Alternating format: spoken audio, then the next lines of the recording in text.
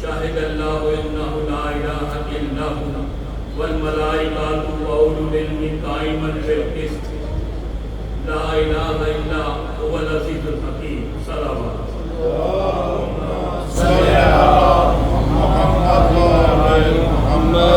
نعرہ تکبیر، نعرہ رسالت، نعرہ حیدری، حسینیت، یزیدیت. حضرت اعلیٰ حسین سورہ مبارکہ آل عمران کی 18ویں آیت کا تلاوت کا شرف حاصل کیا گیا. پروردگار عالم یہ دعویٰ کرتا ہے کہ وہ اپنے وجود کے ایک ہونے کی گواہی دیتا ہے. اس کے سوا کوئی اور معبود نہیں، اس کے سوا کوئی اور عبادت کے لائق نہیں. وہی خالق ہے، وہی سب کا پروردگار ہے، وہی علی کل شیء قدیر ہے. وہ بے نیاز خالق ہے، وہ کسی کے سجدوں سے نیاز مند نہیں ہوتا.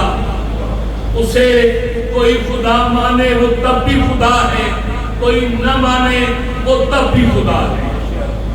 اور اس نے دلیل قائم کی والملائکۃ، اور اس کے تمام فرشتے اس کے وجود کے ایک ہونے کی گواہی دیتے ہیں کہ اس کا کوئی شریک نہیں ہے، وہ لا شریک ہے.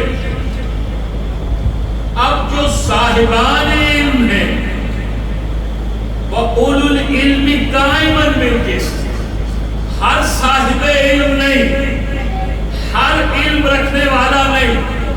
علم رکھنے والے تو بہت سے لوگ مل جائیں گے، ہر دوسرے شخص کے پاس آپ کو علم ملے گا. کہا نہیں، صرف علم رکھنے والا نہیں، وَأُولُو الْعِلْمِ قَائِمًا بِالْقِسْطِ، وہ علم رکھنے والے جو عدل پر قائم ہیں، وہ اس کی بارگاہ کی گواہی دیتے ہیں کہ وہ ایک ہے. ہم نے مسلسل اس آیہ مبارکہ کے ذیل میں گفتگو کی. پروردگار عالم کا رسول لمحہ لمحہ اس کی وحدانیت کی گواہی دیتا ہوا رہا. کوئی لمحہ ایسا نہیں گزرا جہاں اس پروردگار عالم کی گواہی اس کے رسول نے نہ دی. ہر لمحہ اس کی گواہی دی.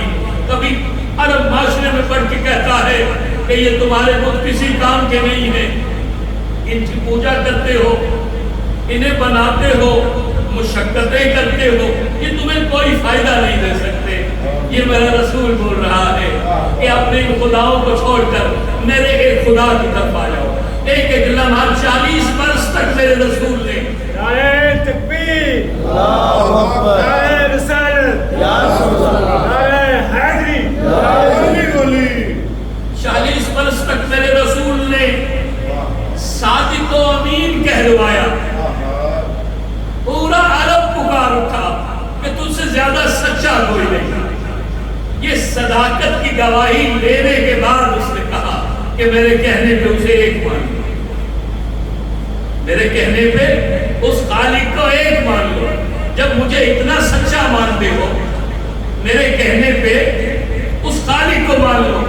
قبلہ شاہ صاحب آج کے اس دور میں فلاں بزم حسین کی طرف نہیں آتا، فلاں بزم حسین کی طرف نہیں آتا، فلاں غم حسین کو نہیں سمجھتا، فلاں غم حسین کو نہیں سمجھتا، فلاں حسین کے مجلس کی طرف آنے والوں کو روکتا ہے، اکارت کی نگاہ سے دیکھتا ہے، فلاں حسینیوں کے لباس میں اعتراض کرتا ہے. خدا کی قسم یہ تو مسئلہ ہی کوئی نہیں، یہ تو مسئلہ ہی کوئی نہیں. آپ ایک منزل میں دیکھیں، کائنات کا رسول ہے، 40 برس تک صادق و امین کہلانے والا رسول. جب میرے رسول نے بڑھ کے کہا کہ اس اللہ کو ایک مان لو، تو پورے عرب کے اعتراضات جمع ہو گئے. کوئی رسول کے راستے میں کانٹے بچھاتا ہے، کوئی رسول کی پنڈلیوں کو نشانہ لے کر جب رسول گھر سے نکلتے ہیں تو پتھر مارتا ہے. کوئی میرے رسول کے صحابہ کو اذیتیں دیتا ہے، کوئی رسول کو نماز کی حالت میں اذیتیں دیتا ہے. یعنی آپ ایک پر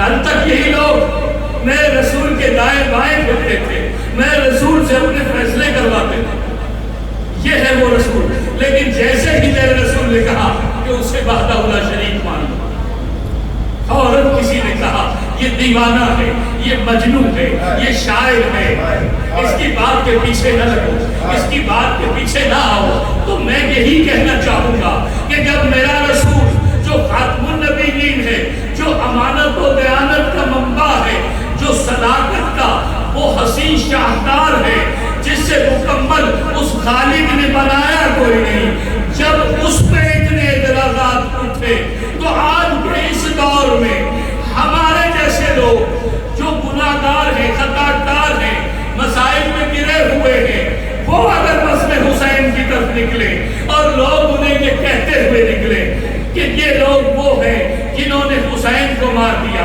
انہوں نے حسین کو مار دیا، دست ادب باندھ کے پوچھوں کہ یہ الزام کسی عربی پہ لگانا، ہم تو بڑے صغیر کے رہنے والے لوگ ہیں، ہمارا تو اس بات سے کوئی تعلق ہی نہیں ہے. وہ تمہارے آباء و اجداد ہوں گے، وہ تمہاری نسلوں میں سے لوگ ہوں گے جنہوں نے حسین کو شہید کیا. ہم وہ لوگ نہیں ہیں، ہم تو سننے سنانے والے لوگ ہیں کہ ہمیں صرف پیغام ملا، ہمیں صرف پیغام ملا کہ محمد کے نواسے کو بے دردی سے کربلا میں شہید کیا گیا. ہم اس وقت سے آج تک لبیک یا حسین کہتے چلے آ رہے ہیں، اس لیے کہتے چلے آ رہے ہیں لبیک یا حسین، لبیک یا حسین، لبیک یا حسین، لبیک یا حسین، لبیک یا حسین، لبیک یا حسین، لبیک یا حسین، یا حسین یا حسین، یا حسین یا حسین یا حسین. محمد صلی اللہم تمام نبی اس کوشش میں لگے ہوئے ہیں اسی طریقے سے وہ پروردگار ان سے راضی ہو جائے. آدم کی کوشش ہے کہ پروردگار میرے تبلیغ کے اس حق کو قبول کر لے.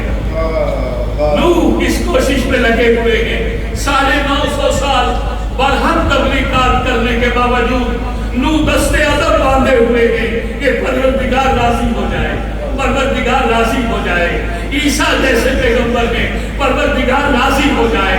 موسیٰ جیسا پیغمبر ہے، پروردگار راضی ہو جائے.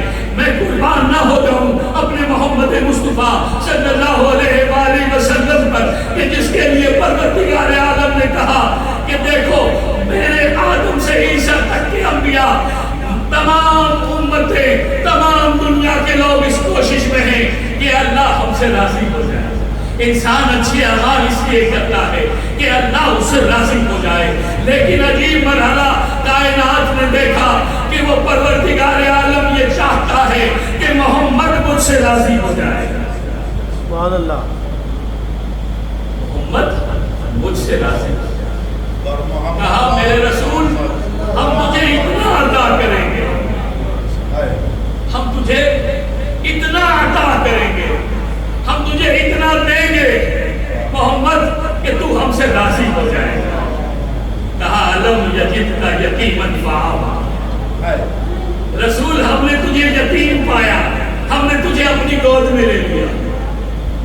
رسول قرآن ہے، علم یجدک یتیما فآویٰ. محمد ہم نے تجھے یتیم پایا، ہم نے تجھے اپنی گود میں لے لیا، ہم نے اپنی آغوش میں لے لیا، ہم نے اپنی پناہ میں لے لیا. اب تیری یتیمی کی حفاظت ہم کریں گے، ہم پروردگار تیری یتیمی کی کفالت کریں گے، ہم تیری نگہبانی کریں گے. ہاتھ جوڑ کے کہنا چاہوں کہ وہ مسلمان جو آج تک ابو طالب کو مسلمان نہیں سمجھ رہا، پروردگار اس کی گود کو اپنی گود کہہ رہا ہے. پروردگار اس کی گود کو اپنی گود کہہ رہا ہے. پروردگار ابو طالب کی پناہ کو اپنی پناہ کہہ رہا ہے. پروردگار آغوش ابو طالب میں جو میرا رسول رہا اس آغوش کو کسی کافر کی آغوش نہیں کہہ رہا، بلکہ یہ کہہ رہا ہے یتیما فآویٰ. ہم نے تجھے یتیم پایا تھا، ہم نے تجھے اپنی پناہ میں لیا، ہم نے تجھے اپنی آغوش میں لیا. تجھے گھبرانے کی ضرورت نہیں ہے، ہم تجھے اتنی نعمتیں دیتے چلے آئیں گے. مجھے اتنا عطا کرے۔ نعرہ تکبیر، اللہ اکبر، بیبیاں بندے سارے مل کے کہو نعرہ تکبیر، اللہ اکبر، نعرہ رسالت، یا رسول اللہ، نعرہ حیدری، یا علی یا علی یا علی مدد، حق حق، پروردگار عالم نے بڑھ کے کہا وَلَسَوْفَ يُؤْتِيكَ رَبُّكَ فَتَرْضَىٰ، حبیب ہم تجھے اتنی نعمتیں عطا کر دیں گے کہ تو ہم سے راضی ہو جائے گا، تو ہم سے راضی ہو جائے گا، تو ہم سے راضی ہو جائے گا۔ آپ نے دیکھا آدم سے عیسیٰ تک کے انبیاء اس کوشش میں لگے رہے کہ پروردگار راضی ہو جائے، پروردگار راضی ہو جائے، لیکن یہ محمد اسے اتنا پیارا ہے، یہ یاسین اسے اتنا پیارا ہے، یہ سید و سردار اسے اتنا معتبر اور مقام افضلیت پر ہے کہ اس پروردگار عالم نے اس کی کہیں بھی نام لے کر گفتگو نہیں کی۔ پورے قرآن مجید میں کہیں بھی یا محمد کہہ کے نہیں بلاتا، کبھی یاسین کہتا ہے، کبھی طٰہٰ کہتا ہے، کبھی بشیر کہتا ہے، کبھی نذیر کہتا ہے، کبھی سراج المنیر کہتا ہے، ہر جگہ القابات کے ساتھ بتا رہا ہے، کبھی یا ایھا المدثر کہتا ہے، کبھی یا ایھا المزمل کہتا ہے۔ ایک چادر کے اوڑھنے والے، ایک کمبل کے اوڑھنے والے، کمال ہو گیا خدا کی قسم، اس پروردگار عالم نے اتنے ناز سے پکارا میرے رسول کو اسی قرآن میں، یا آدم تو ہے یا عیسیٰ تو ہے، لیکن اسی قرآن میں یا محمد نہیں ملے گا آپ کو، اس لیے کہ اسے اپنے رسول کی عظمت اتنی پیاری تھی، اتنی پیاری تھی کہ اس نے یا محمد کہہ کے خطاب نہیں کیا۔ نعرہ تکبیر، نعرہ رسالت، نعرہ حیدری۔ پھر اسی پروردگار عالم نے بڑھ کے کہا یاسین والقرآن الحکیم انک لمن المرسلین۔ یاسین یا حرف جدا ہے، سورہ مبارک یاسین کا عجیب انداز سے آغاز کرتے ہوئے اس پروردگار عالم نے کہا کہ یاسین اے سید اے سردار، یا حرف ندا ہے، سین سے مراد سید و سردار ہے، یاسین اے سید و سردار، اے ہمارے پیارے محمد، والقرآن الحکیم، ہم قسم کھاتے ہیں اس حکمت بھرے قرآن کی، ہم قسم کھاتے ہیں اس حکمت بھرے قرآن کی جو حکمت و دانائی کا سرچشمہ ہے۔ کون قسم کھا رہا ہے؟ قسمیں تو ہمیں ایک دوسرے کو یقین دلانے کے لیے کھانی پڑتی ہے۔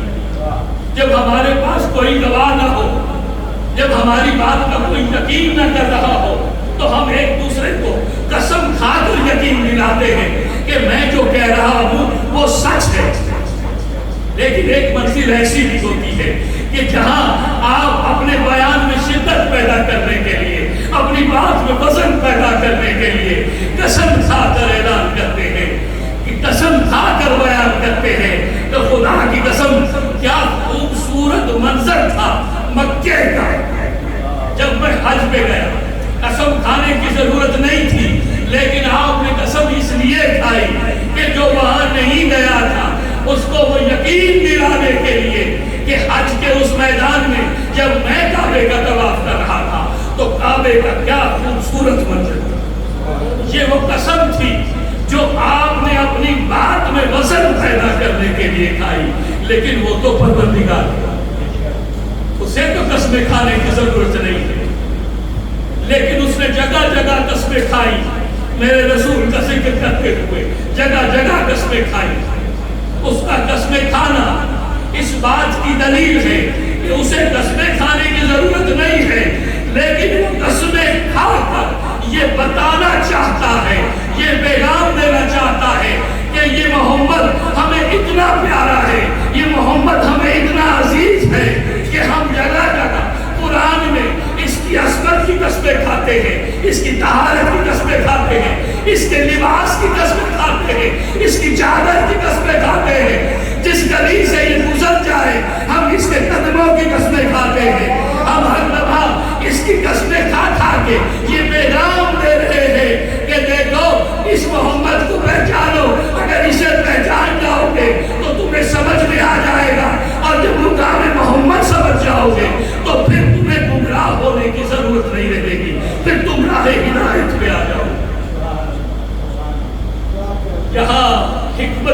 قرآن کی قسم کھا کر رہا،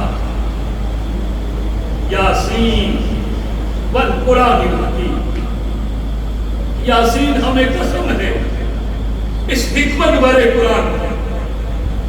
آخر پروردگار قسمیں کھا رہا ہے تو کسی مقصد پہ بے وجہ قسمیں نہیں کھا رہا ہے، آگے چل کے وہ مقصد بھی بیان کیا۔ کفار یہ کہتے تھے کہ محمد ہم جیسا ہے، محمد ہم جیسا ہے، عبداللہ کا بیٹا ہے، عبد المطلب کا پوتا ہے، ہمارے معاشرے سے ہے، ہمارے گھروں سے ہے، ہمارے قبیلوں سے ہے، ہم جیسا ہے۔ بھئی یہی فرق بتانے کے لیے اس نے کہا یاسین والقرآن الحکیم انک لمن المرسلین، یاسین ہم اس قرآن کی قسم کھاتے ہیں کہ تو ان جیسا نہیں ہے، تو مرسلین میں سے ہے، تو رسولوں میں سے ہے، تو شجرہ طیبہ سے ہے، تو ارحام مطہرہ سے ہے، تو پاک و پاکیزہ شجروں سے ہوتا ہوا آیا۔ ہم نے تجھے ان کافروں میں سے نہیں بنایا، تو من المرسلین ہے۔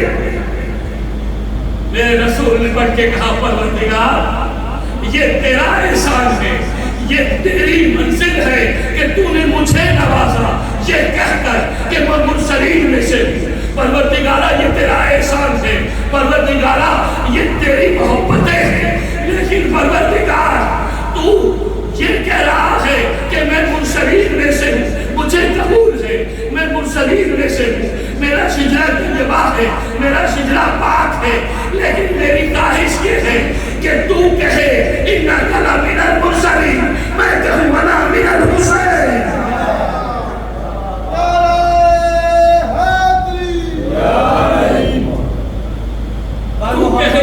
محمد بلند تر صلوات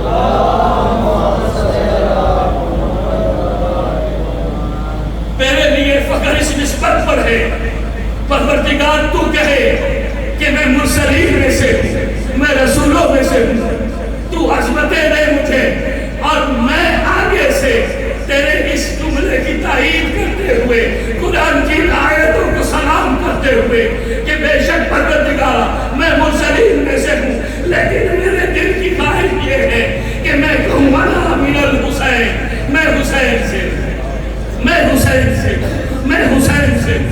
خدا کی قسم لطف ہے اس جملے میں، اس لیے کہ نانے سے نواسا ہوگا، نانا پہلے آتا ہے نا، نانا اگر اچھے کردار کا مالک ہوگا تو لوگ کہیں گے نانے کے جانے کے بعد کہ فلاں کا نواسا ہے، اس کا نانا اتنے نام والا تھا، اس کا نانا اتنی عزت والا تھا، لوگ کہیں گے کہ نواسا بھی ایسا ہی ہوگا۔